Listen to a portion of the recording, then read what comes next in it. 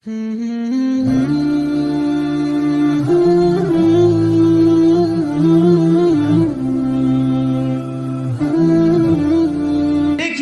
حضور غوث اعظم کے والد گرامی ہیں، نوجوانی کے عالم میں ہیں، جب ان مرحلوں سے گزرے تو آپ نے کہا کہ اب میری مدت مقرر جو تھی آپ نے جو میرے لیے رکھی تھی میں پوری کر چکا ہوں، اب میرے لیے کیا حکم ہے؟ تو آپ نے فرمایا ہاں تم نے مدت تو پوری کر دی لیکن ابھی تمہیں چھٹکارا نہیں ہے، ابھی تمہیں یہاں سے جانے کی اجازت نہیں ہے۔ کہا اب حضور اور کیا مجھے کرنا ہوگا؟ اس سیب کی تلافی کے لیے مجھے اور کیا کر گزرنا ہوگا؟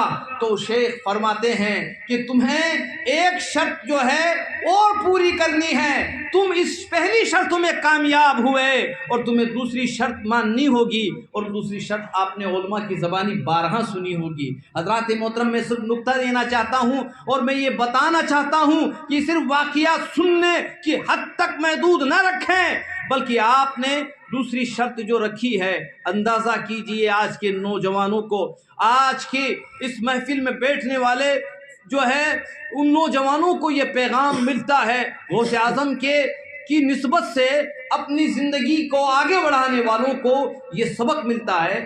اس نوجوان سے اس بزرگ نے کہا بیٹا تمہیں میں نے سچا پایا، میں نے تمہیں پرکھ لیا، اس منزل تک میں اس نتیجے پر پہنچا ہوں کہ اب ایک کام اور میں تمہیں دیتا ہوں، ایک عہد اور تم سے لیتا ہوں، اور وہ عہد یہ ہے کہ میری ایک بیٹی ہے جس سے تمہیں نکاح کرنا ہوگا، لیکن اس سے پہلے بیٹی کی حالت کو تم سن لینا۔ بیٹی کان سے سن نہیں سکتی، بیٹی منہ سے بول نہیں سکتی، بیٹی اپنے ہاتھ کو ہلا نہیں سکتی، بیٹی جو ہے پیر سے لنگڑی ہے، ہاتھ سے لولی ہے، کان سے بہری ہے، اور آنکھوں سے اندھی ہے، اور منہ سے لونجی ہے، بول نہیں سکتی ہے۔ ان اوصاف کی میری بیٹی ہے، کیا تم اس کے ساتھ نکاح کرو گے؟ اور یہ شرط اسی کے ساتھ معافی کی رکھی ہے، وہ جو سیب تم نے کھایا ہے اس شرط کے ساتھ۔ اللہ اکبر! حضور غوث اعظم کی جو والد گرامی ہیں، آپ ارشاد فرماتے ہیں میں ہر طرح کی شرط کو منظور کرتا ہوں، میں ہر طرح کے معاملات کے لیے جو ہے اپنے آپ کو تیار کرتا ہوں، آمادہ کرتا ہوں۔ اس کے بعد آپ کا نکاح ہو جاتا ہے، اور نکاح کے بعد اسی جگہ پر آپ کو آپ کی جس سے جو منکوحہ تھی ان بزرگ کی صاحبزادی وہ ایک مکان میں رہتی ہے، اور حضور غوث اعظم کے والد گرامی کو کہا جاتا ہے کہ آپ جائیے اپنے حجرے میں اپنی شریک حیات کے پاس جائیے۔ آپ گئے تو آپ نے وہاں پر بالکل اس کے برعکس پایا۔ آپ نے جیسے ہی اندر داخل ہوئے سلام کیا تو آپ نے سلام کا جواب پایا، تو آپ حیرت میں آپ کے قدم پیچھے ہٹ گئے، فوراً دروازے سے آپ باہر آئے، اور باہر وہ بزرگ تشریف فرمائے۔ کہا کیا ہوا؟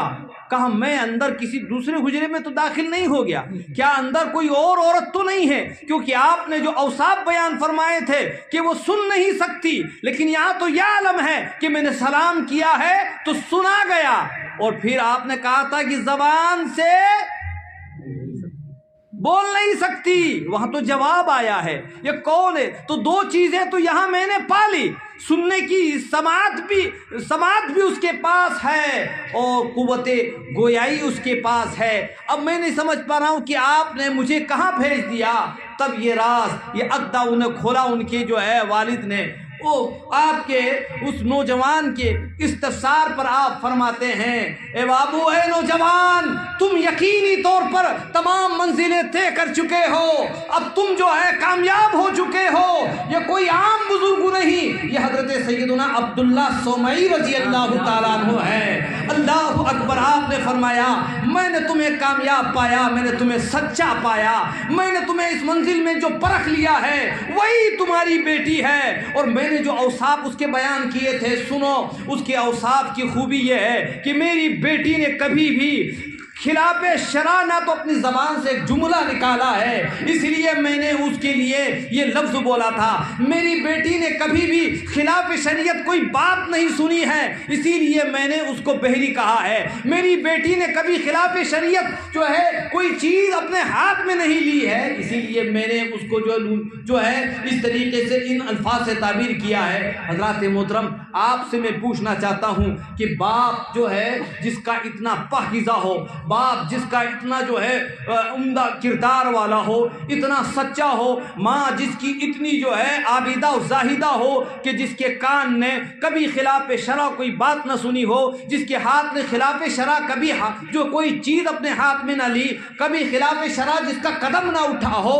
حضرات محترم، جب مائیں ایسی ہوتی ہے، جب باپ ایسا ہوتا ہے تو ان کے شکم سے جو بچہ تولد ہوتا ہے وہ زمانے کا غوث ہوتا ہے، وہ زمانے کا غوث ہوتا ہے۔ تو وہ مائیں بھی کمال کی تھی، وہ باپ بھی کمال کے تھے، تو ان کی اولادیں بھی صاحب کمال ہوئی ہے۔ اندازہ فرمائیے حضور غوث اعظم کی سیرت سننے والوں، آپ کو آیت کریمہ جو میں نے تلاوت کا شرف حاصل کیا، جس میں اللہ تعالیٰ نے ارشاد فرمایا یا ایھا الذین آمنوا اتقوا اللہ وکونوا مع الصادقین، اے ایمان والوں اللہ سے ڈرو اور سچوں کے ساتھ ہو جاؤ۔